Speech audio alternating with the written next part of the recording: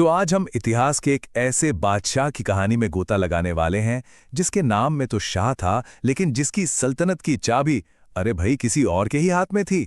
मिलिए मुगल बादशाह फर्रुखसियर से, जिसे इतिहास द पपेट एम्परर यानी कि एक कठपुतली बादशाह के नाम से जानता है। तो फिर सवाल ये उठता है कि अगर बादशाह खुद एक कठपुतली था तो फिर असली राजा कौन था? किसके इशारों पर नाच रहा था दिल्ली का तख्त? चलिए आज इसी राज से पर्दा उठाते हैं। तो चलिए मुगल दरबार के इस पपेट शो को समझना शुरू करते हैं। देखिए, फर्रुखसियर का जो राज था वो था तो बहुत छोटा, लेकिन इसमें ऐसी ऐसी घटनाएं हुई जिन्होंने हिंदुस्तान का भविष्य ही हमेशा हमेशा के लिए बदल दिया। तो फर्रुखसियर के बारे में कुछ बेसिक बातें जान लेते हैं। ये एक लेटर मुगल था, मतलब औरंगजेब के बाद वाले दौर का बादशाह, जब मुगल सल्तनत कमजोर पड़ रही थी। इसका शासन चला 1713 से 1719 तक, और सबसे जरूरी बात, इसे गद्दी पर बिठाया था उस दौर के सबसे पावरफुल सैयद बंधुओं ने। मतलब साफ है, बादशाह अपनी काबिलियत से नहीं बल्कि दूसरों के सहारे गद्दी पर बैठा था। तो अब मिलते हैं असली खिलाड़ियों से, सैयद ब्रदर्स। इन्हें दिल्ली का ओरिजिनल किंग मेकर कहा जाता था। ये वो लोग थे जो तय करते थे कि बादशाह का ताज किसके सिर पर सजेगा। जरा यहां देखिए, एक तरफ है नाम का बादशाह और दूसरी तरफ है असली किंग मेकर। फर्रुखसियर के पास पदवी थी, शाही मुहर भी थी, लेकिन असली पावर, असली हुक्म तो सैयद बंधुओं का ही चलता था। भाई सेना और पूरा एडमिनिस्ट्रेशन उनके कंट्रोल में था, तो बादशाह बेचारा तो बस उनके हाथ की कठपुतली बनकर रह गया था। अच्छा, सैयद बंधु सिर्फ ताकतवर ही नहीं थे, बहुत चालाक भी थे। उन्होंने आते ही दो बड़े बड़े टैक्स खत्म कर दिए। एक तो जजिया कर, जो गैर मुसलमानों पर लगता था, और दूसरा तीर्थ यात्रा कर।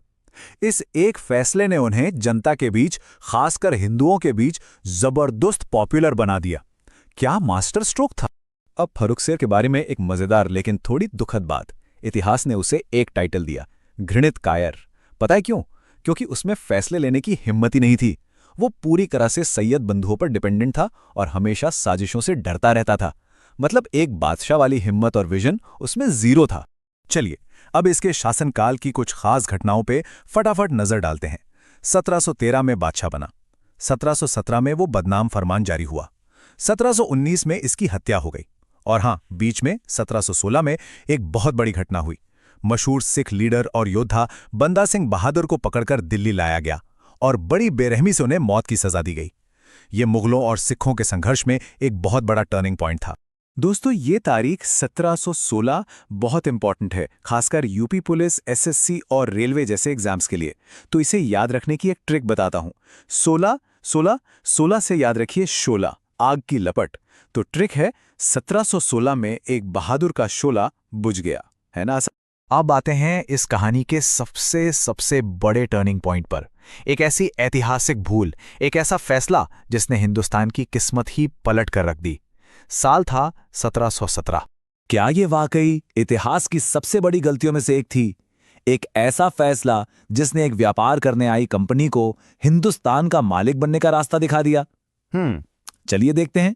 तो हुआ ये कि 1717 में फर्रुखसियर ने अंग्रेजों को, यानी ब्रिटिश ईस्ट इंडिया कंपनी को, एक शाही फरमान दिया।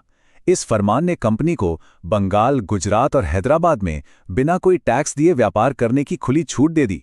और बस इतना ही नहीं, उन्हें अपने सिक्के बनाने का भी हक मिल गया। सोच कर देखिए, एक तरफ भारतीय व्यापारी टैक्स पर टैक्स दे रहे हैं और दूसरी तरफ अंग्रेजों को पूरी छूट। एग्जाम अलर्ट, ये तारीख तो भूलना ही नहीं है। 1717। इसको याद रखने की सबसे बेस्ट ट्रिक है 17 पे खतरा। सच में यह फैसला भारत के लिए सबसे बड़ा खतरा साबित हुआ। तो जब भी 1717 सुने, दिमाग में घंटी बजनी चाहिए, 17 पे खतरा। ये फरमान अंग्रेजों के लिए इतना ज्यादा जरूरी था कि ब्रिटिश हिस्टोरियंस इसे कंपनी का मैग्ना कार्टा कहते हैं। मैग्ना कार्टा मतलब एक ऐसा अधिकार पत्र जो किसी को बहुत ज्यादा पावर और आजादी दे दे। इस एक फरमान ने कंपनी को देखते ही देखते भारत में एक इकोनॉमिक सुपर पावर बना दिया। लेकिन हर कहानी का अंत तो होता ही है। तो अब देखते हैं इस कठपुतली बादशाह का दर्दनाक अंत कैसे हुआ। क्या हुआ जब इस कठपुतली ने अपने धागे काटने की कोशिश की। जो किंग मेकर थे वही अब किंग स्लेयर बन गए। मतलब जो राजा बनाते थे अब वही राजा को मारने वाले थे। कितना बड़ा यूटर्न था ये। जब फर्रुखसियर को अपनी गलती का एहसास हुआ और उसने सैयद बंधुओं के खिलाफ ही साजिशें करनी शुरू की, तो उन्होंने उसे खत्म करने का ही फैसला कर लिया। 1719 में सैयद बंधुओं ने उसे पहले तो गद्दी से हटाया, फिर अंधा करवाया और आखिर में मरवा दिया। मुगल इतिहास में यह पहली बार हुआ था जब किसी बादशाह को उसी के दरबारियों ने मारा हो। और अब इसके पूरे शासनकाल को याद रखने की एक और मजेदार ट्रिक, 1713 से 1719। बस याद रखिए, 13 से शुरू, 19 में the end. Simple, 13, 19, the end. Farrukhsiyar का खेल तो खत्म हो गया, लेकिन किंग मेकर्स का शो वो चलता रहा। उसके बाद सैयद बंधुओं ने कुछ ही महीनों में 2 और कठपुतली बादशाह बनाए, रफ़ी-उद-दरजात और रफ़ी-उद-दौला। आखिर में उन्होंने मोहम्मद शाह रंगीला को गद्दी पर बिठाया। इससे एक बात तो बिल्कुल पक्की हो गई कि दिल्ली की गद्दी पर कौन बैठेगा, इसका फैसला सैयद बंधु ही कर रहे थे। चलिए, अब टाइम है एक सुपर फास्ट रिवीजन का। ये है हमारा टॉपर नोट्स वाला सेक्शन। जल्दी से स्लाइड का स्क्रीनशॉट ले लीजिए, क्योंकि इसमें वो सब कुछ है जो आपको याद रखना है। तो फटाफट देखते हैं। शासनकाल 1713 से 1719। ट्रिक क्या थी? 13 से शुरू, 19 में द एंड। असली पावर सैयद बंधु यानी किंग मेकर्स। बड़े फैसले, जजिया और तीर्थ यात्रा कर खत्म। सबसे बड़ी गलती 1717 का फरमान यानी 17 पे खतरा। इंपॉर्टेंट घटना 1716 में बंदा बहादुर को मृत्युदंड। बहादुर का शोला बुझ गया। टाइटल क्या मिला? घृणित कायर। और इसके बाद कौन आया? मोहम्मद शाह रंगीला। बस इतना याद कर लिया तो इस टॉपिक से कोई सवाल नहीं छूटेगा, गारंटी है। और अब जाते जाते एक सवाल आपके लिए। जरा सोचिए, अगर 1717 का वो मैग्ना कार्टा वाला फरमान कभी जारी ही नहीं किया गया होता, तो आज भारत का इतिहास कितना अलग होता? इस पर विचार जरूर कीजिएगा।